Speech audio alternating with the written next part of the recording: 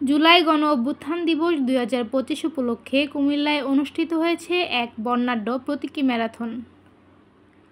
শুক্রবার ১৮ জুলাই সকাল ৭টায় কুমিল্লা শহীদ রবীন্দ্রনাথ দত্ত স্টেডিয়াম থেকে শুরু হয়ে নগরীর বিভিন্ন গুরুত্বপূর্ণ সড়ক প্রদক্ষিণ করে পুনরায় স্টেডিয়ামে এসে শেষ হয় দৌড়টি।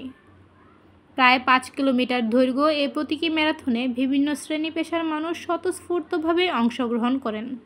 ম্যারাথনের উদ্বোধন করেন কুমিল্লা জেলা প্রশাসক মোহাম্মদ আমিরুল কায়সার। এ সময় উপস্থিত ছিলেন কুমিল্লা জেলার পুলিশ সুপার মোহাম্মদ নাজির আহমেদ খান সহ জেলা প্রশাসন ও আইনশৃঙ্খলা বাহিনীর কর্মকর্তারা। ম্যারাথনের রুটে ছিল স্টেডিয়াম, কান্দিরপাড় ট্রাফিক মোড়, রাজগঞ্জ মোড়, কেন্দ্রীয় ঈদগাহ মোড়, ফৌজদারি মোড়, পুলিশ লাইন মোড়, ঝাউতলা, বাদুরতলা, কান্দিরপাড়, কুমিল্লা জিলা স্কুল স্টেডিয়াম। অংশগ্রহণকারীরা গণ অভ্যুত্থানের চেতনায় উজ্জীবিত হয়ে হাতে ব্যানার ও ফেস্টুন নিয়ে দৌড়ে অংশ নেন। শহরের বিভিন্ন পয়েন্টে দর্শনার্থীরা দাঁড়িয়ে তাদের উৎসাহিত করেন। প্রতিষ্ঠার জন্য সংগ্রাম করে জীবন দান করেছেন সেই শহীদদের প্রতি, এবং যারা এখন আহত অবস্থায় আছে তাদের প্রতি। তারা আমাদের দেশের সম্পদ, তারা আমাদের স্মরণীয়, আমাদের কাছে করণীয়।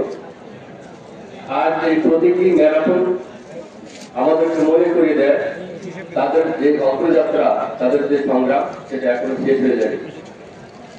আজকের এই ম্যারাথন অনুষ্ঠান আমাদের তারুণ্যের প্রতীক, আমাদের গতির প্রতীক, আমাদের লক্ষ্যে পৌঁছার প্রতীক।